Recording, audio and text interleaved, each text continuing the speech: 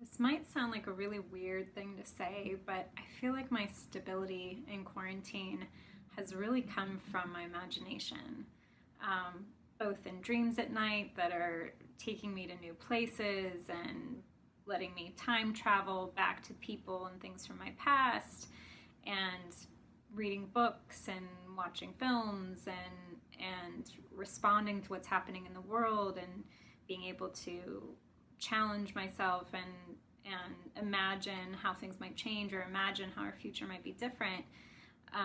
It sounds silly, but just that in such a tight space, in such a small world I'm living in terms of the lockdown right now, I feel like my imagination has just been access to really go beyond it and stay sharp and stay connected and stay hopeful. And that's really what I keep coming back to. So I really just miss the constant going of what live entertainment is. I tour for a living, and I miss being in a different city every week. I miss my friends. I miss my coworkers. I miss putting on a successful show every weekend. I I've been furloughed since March 9th, and sitting here doing nothing is driving me a little crazy. Um, all I can say is thank you for my piano, my family, my friends that have surrounded me and given me some kind of like hope and positivity every weekend to keep going. I have no idea what it's going to look like in a year from now. I'm hoping we find some semblance of normalcy so that I can go back to doing all the things that I love. I miss I miss tour. I miss exploring the world. I miss scaring the shit out of people for a few months every year. And I want it to get back to normal. I'm tired of sitting here waiting, but I have hope even though it's scary right now. I keep thinking about one thought, and it keeps coming back to the way that I keep feeling so lonely and I keep feeling so anxious all the time, from the time that I wake up in the morning and the time that I go to bed at night. And I started to kind of step back and try to figure out, why am I having these feelings? I have a great home. I'm able to cook all the time. I can go for beautiful walks outside. It hasn't rained that much. So why am I feeling all of these feelings? And I realized that the source of my problems are held in my hand every day from the moment I wake up until the time I go to bed. And it's all surrounding this isolating feeling of being on social media. From the time that we went into our lockdown in New York City, from this point in time now, I spend every single day, because I'm one of the people who is unemployed during this point in time, I spend every single day, nearly every single minute, just staring at my phone, looking at social media. And yes, it has these amazing points where I can stay connected with my friends. A ton of my friends have started these amazing group chats. Yes, we've had Zoom happy hours. But ultimately, it creates this like bubble of loneliness and all of this like crazy big picture, small picture confusion. And like, from that, I mean that the minute that I log into my social media accounts, there's these big picture ideas all about like the fall of civilization as we know it, the election is going to be held, the economy will never recover, the American society will never be the same as it was ever again. And then there's all of these like small picture ideas where my friends are all pontificating about what the future will look like. Will we be able to see each other in a month? Will we never see each other until 2022? And ultimately I realize that every day that I'm staring at my phone trying to stay connected via social media, if I stand up and I look around, I'm completely alone. And I just really want human contact. You know, the thing about a global pandemic is it will force you to slow down a little bit. Ironically, it was in awareness of death that sped me up in the first place. I lived through a terrorist attack in London some 15 years ago and walked away with the conclusion that every day was precious and the end could be around the corner. So live every day like it's the last and chase your dreams relentlessly. And so I did. And my dreams became my profession, which was nice. And then my profession took over my life. And suddenly my work-life balance was way out of whack. And I had no idea who I was outside of what I did. So when my whole industry went up in smoke over the course of a week in March, It provided an opportunity to take some time away and get to know myself, to move that work-life balance in the other direction, to cook and exercise for pleasure for the first time in years. And so a few pad thais and red curries and paellas later, I'm feeling refreshed and getting to know myself for the first time in a long time. I think the most important thing everybody should focus on is love. Love is the answer. Love is the magic. Love is love. I urge everyone to move toward that love any way you know how, because love will find a way. And if we do that, we'll succeed to overcome every obstacle this year has thrown at us. Animals in the wild don't resist change. They simply adapt to it to survive. And that is what we all must do. Adapt to the changes. But do it with kindness. Do it with love. The best way society can move forward is to come together in that brilliant love. What I've personally learned from all of this is that despite the uncertainty, despite the unrest, despite the division, energy still does travel in wavelengths, peaks and troughs. And if you're in one of those low points right now, please hang on. Those high points will return. Love is the answer. Please hang on. I was diagnosed in 1998 with rheumatoid arthritis. Rheumatoid arthritis is an autoimmune disease wherein your immune system attacks your joints. I do take a medicine which limits the effects of this, but the unfortunate fact is that it also lowers my immune system. It leaves me very vulnerable to this virus that is going around. There is currently no research on how it affects someone like me, but I have hope that soon I can go out, I don't have to worry, and everything will be safe again. It is interesting to me when people talk about essential businesses and the things that are being told to stay open. And yet my clients tell me that my business is essential to them for their mental well-being and sometimes, yes, their physical well-being. There's things that I do that keep people walking, that keep people looking and smiling, maybe for even the hour that they spend with me. I am essential. I am essential. I cannot even dream about closing my doors. I am doing everything I can to be able to stay open because I am essential. I've been thinking a lot about trust on like a macro level, a political level. People say partisanship. People say that we talk to each other through violence. But I think it's underlying this social contract is a sense of trust. And on a personal level, the way in which we evaluate information, how do I trust that the decisions I make are going to keep me safe or my family safe?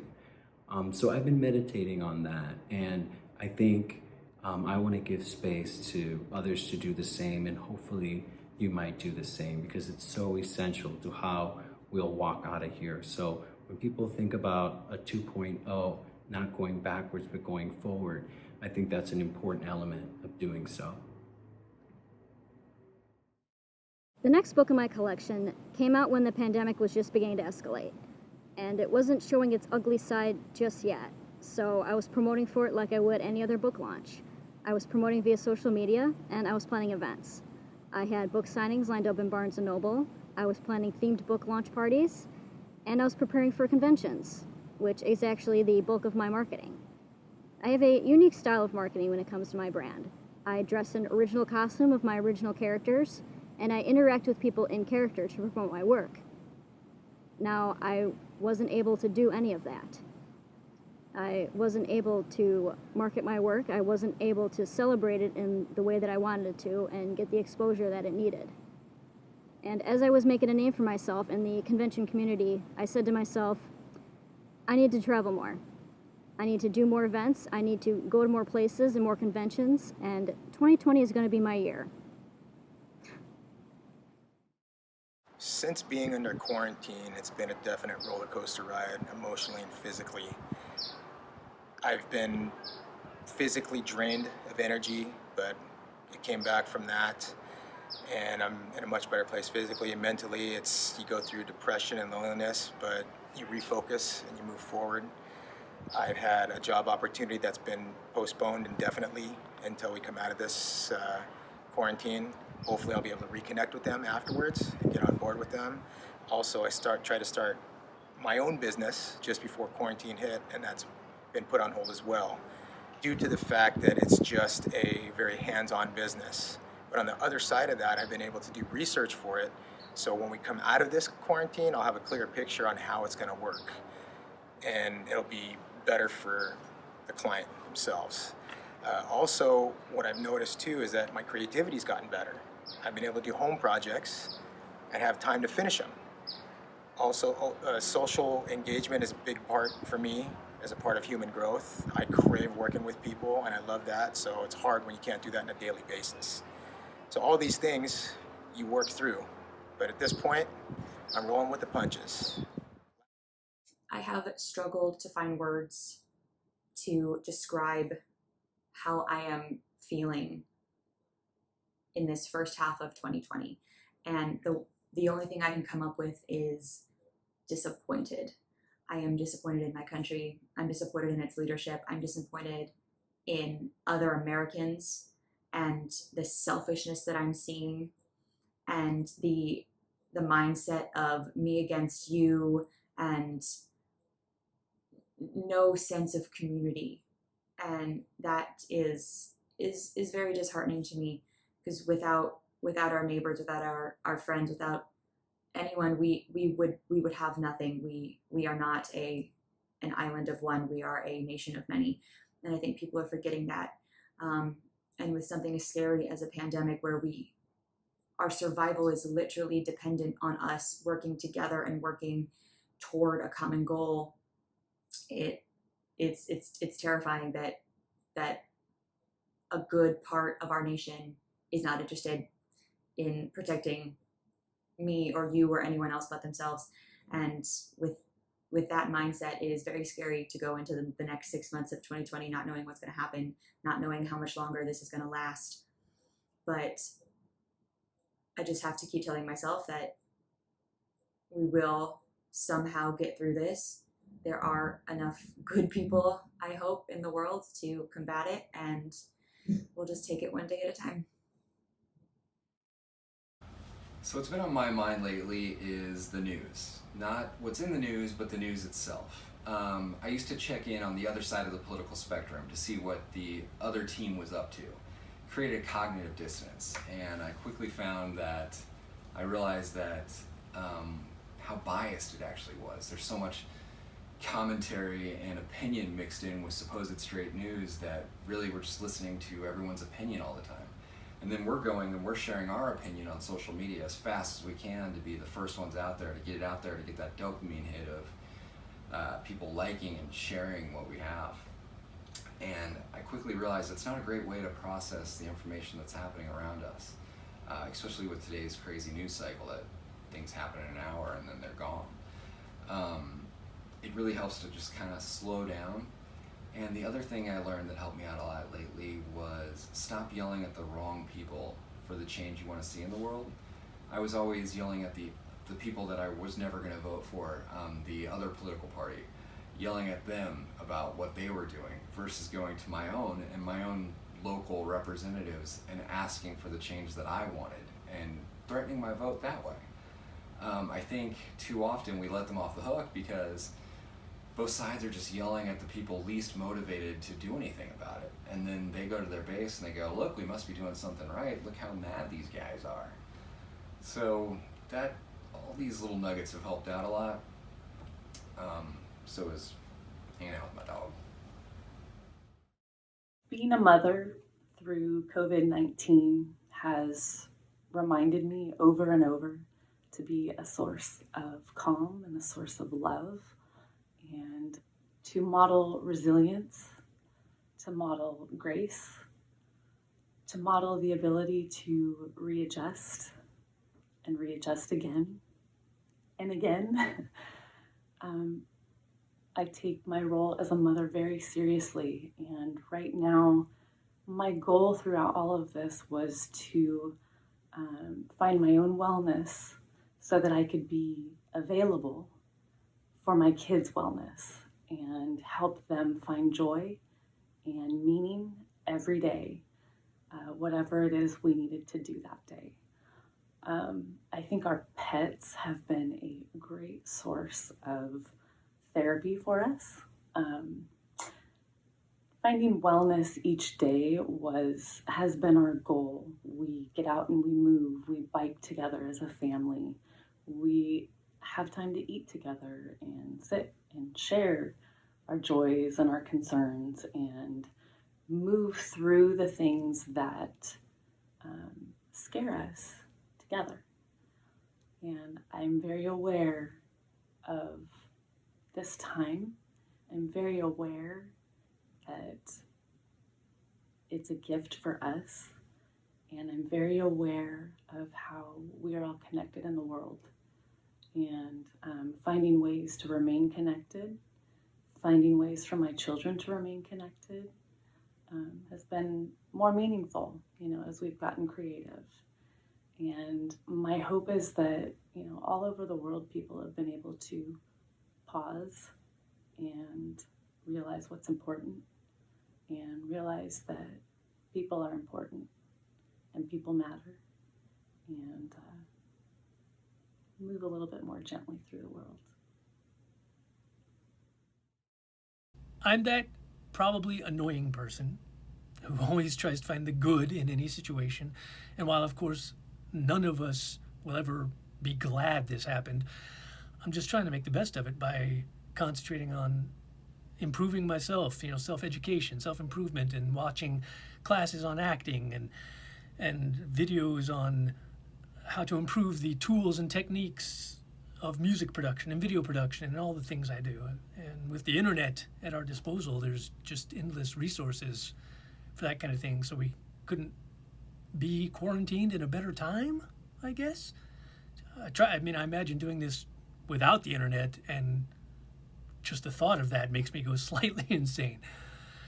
And I, more than anything, still just trying to do what I do. The things that creatively fulfill me, just putting out silly little skits or dramatic monologues or doing musical collaborations where we each film our own part separately and put it out as a video, and still just trying to put things out in the world and create something that hopefully might make the world a slightly better place, at least for someone. But I think that the most important thing for all of us to remember, myself included, note to self, is that however you are handling this, it's okay. We gotta cut ourselves some slack. I was living in downtown LA a couple weeks ago, actually. I recently moved, and I was in the heart of everything happening. And the weekend that the protests started, my neighborhood sounded like a war zone. I could hear police throwing tear gas. I could hear police shooting rubber bullets. I saw protesters go down my street. I saw riot police go down my street. It was terrifying. And it was even more terrifying because nobody was reporting it. No news outlets were reporting anything that was happening. My parents had no idea what was going on, and I was literally blocks from it, streets away from it. The only way that I was getting my news was Twitter, of all places, refreshing the hashtag. And that was how we were keeping each other up to date on where the police were moving and what was happening. And all I can say is I'm so proud of everyone who is an ally, of everyone who is fighting for Black lives, of everyone who's come together in this time of incredible uncertainty to stand up for something that shouldn't be a political division. Human rights shouldn't be a political hot topic. Human rights are human rights.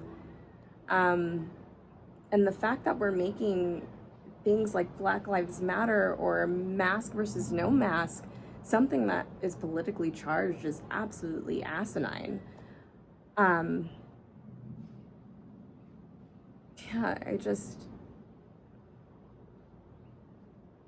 I'm tired. I'm tired. When I think about the next year, uncertainty is the word that comes to mind. I mean, that's the word that everyone's been using to describe this entire pandemic. And uncertainty can be really scary, but it can also be really exciting. And I think it's sort of married with the word expectations. So thinking ahead a year for me, I honestly have no idea. Working on some fun things, trying to stay upbeat and positive in life. But I have no idea what a year from now is going to be like, if the world will be back to normal, if we'll be in a new normal, as they say. And by shedding expectations, it's actually very freeing. And so I try to look at it as the uncertainty is really exciting. It means new adventures. It means, things you can look forward to even though you don't know what those things are. And that keeps me going every day.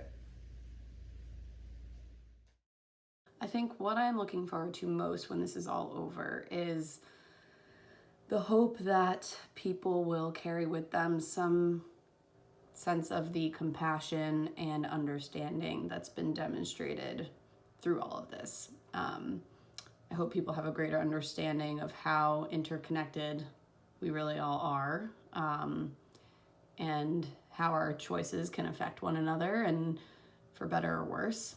But I think people, need to carry with them that compassion. That's probably the biggest thing I'm hoping for. And I think just one example of that is the companies that have demonstrated such care and consideration of their employees during all of this. I think understanding that people have lives outside of their quote 9 to 5, and that there are things that come up, whether it's childcare or caring for a family member, just the day-to-day stress of existing, especially during a pandemic. I think carrying that with us and knowing that we are all people, we all struggle, but we all have each other to lean on, I think is something really important. One way I've coped with the quarantine and the trauma has been to stay as connected as I can to others as possible, to help others, to be in service to others. This means frequent Zoom calls. It means diversity and outreach and inclusion efforts. It means keeping in touch and providing content towards people who've lost their jobs, students and interns, or former interns who lost their opportunities. And I've completely thrown myself into this, and it's really helped. Having a lot of side projects has helped. Side projects that help others, mentoring others. And this technology enables me to be connected with people around the world. We've had the technology, which is kind of the weird part, but now everyone's level playing field forced to use it. And I hope that when we get through this, that stays and I can quickly get on a Zoom call or a FaceTime and keep meeting people from around the world and not be so restricted to my own social circles or my own industry circles based on location. And I would encourage others to do as well. If you're facing uncertainty and you're not feeling really great, I guarantee you that there is someone out there that would benefit from talking to you. Since quarantine started, I've been having really vivid dreams, and several of them have predicted the future. I had a dream that my boyfriend was going to lose a client. 2 days later, he lost a client. I had a dream that my friend had a miscarriage. She later had a miscarriage. I had a dream that I was in a really oppressive, concentration camp style situation, and then I watched a man get choked to death, and I woke me up to the situation, and I was like, whoa, we have to get out of here. So a few of us fled, and we were at the airport on this plane trying to fly out of there to get help for people, but there were a bunch of people protesting, so we couldn't get off the track, and we were like, hey, we're trying to help with the thing that you're protesting. I journaled that dream the morning of May 25th, Memorial Day, which I found out later was the day that George Floyd was murdered. And while COVID and 2020 has been so disillusioning, that means we were operating under an illusion.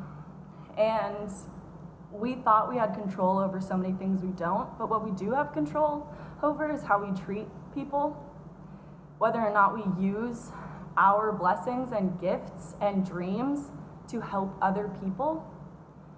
We are in control of how we react and the meaning that we give to things. So no one else has your dreams. What are you going to do with them to make the world a safer place for everybody? I don't want to be redundant and start just talking about how hard this year's been, because it's almost August. We know how hard this year's been. It is continuing to be, and at this point, it maybe even into next year. I don't know. But look, the fact is I'm well aware of how lucky I am to be here with my wife and my daughter and our 2 dogs, keeping each other entertained. Yes, we get on each other's nerves from time to time.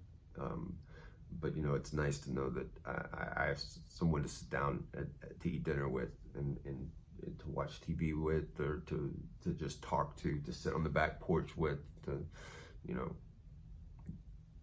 be there for someone, to have someone there for me. I don't know how I'd get through this without that.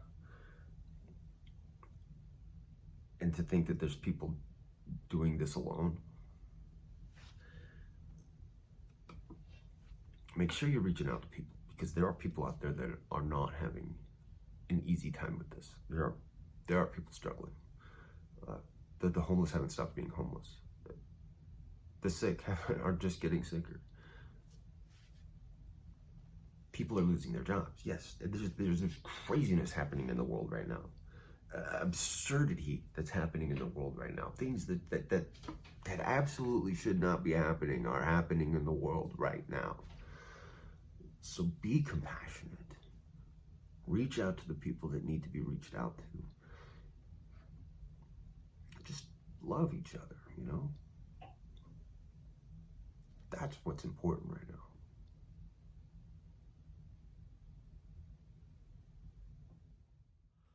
Abide with me, fast falls the eventide. The darkness deepens low.